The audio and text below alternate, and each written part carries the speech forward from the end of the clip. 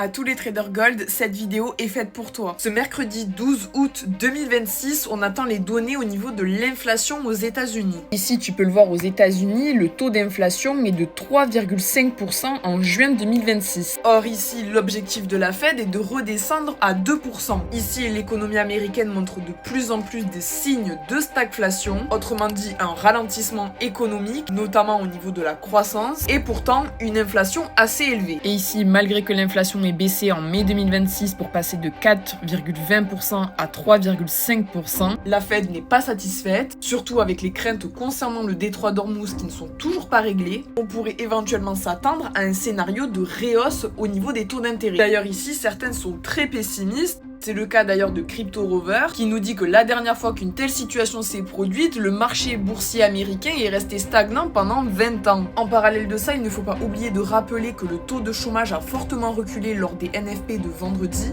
Et c'est d'ailleurs ce que tu peux voir juste ici. Dans l'optique où les tensions au Moyen-Orient et donc un potentiel accord serait signé entre l'Iran et les États-Unis, l'inflation serait plus susceptible de ralentir et donc on pourrait s'attendre à une indulgence au niveau de la Fed.